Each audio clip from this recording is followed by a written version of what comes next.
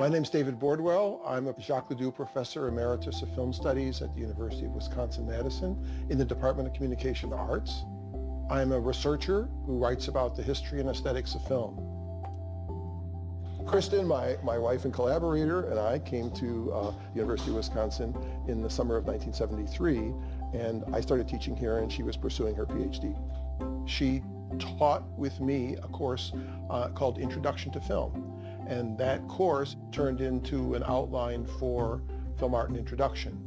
Well, this was the mid-1970s, and film studies in universities were not all that common at the time. We were approached to write and publish a book on the subject, and it's a basic aesthetics textbook. It's as if you were taking an art appreciation course, in this case, film art. We don't make judgments on the films. We're not teaching people how to become film reviewers. We're hoping to make them into better film viewers. We're giving them the tools to look at these films themselves and be able to see more in them, understand them better, and enjoy them more. The first edition came out in 1979, and recently the 11th edition came out. We wanted to write a book that surveyed the basic artistic and expressive possibilities of film as a medium. We did a chapter on film mise-en-scène, a chapter on cinematography, editing, sound. We thought if we mapped all those out, we'd have a sense of at least some of the major expressive capacities of film as a medium.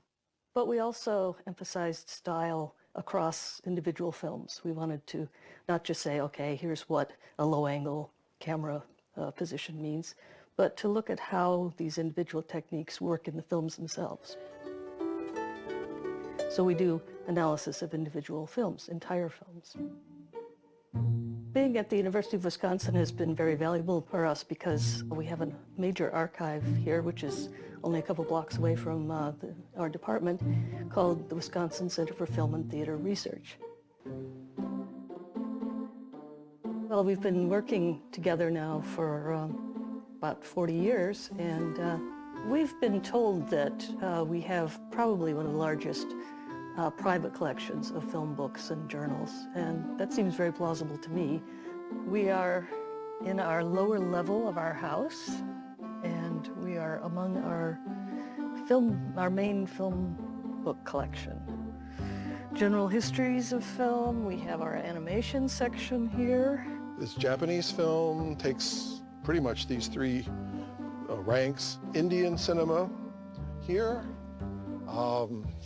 Iranian and Middle Eastern cinema here, British cinema, but there's another row here that has Eastern European cinema, Italian film. The same thing goes for collecting films. Hong Kong cinema here, that extends for the three shelves across, and then Korean, Thai, Taiwanese, and other films there. And then Japanese cinema starts here and goes a couple shelves across. So we have been pretty acquisitive collectors because we are naturally interested. There aren't enough hours in the day for me to watch all the films that we've accumulated.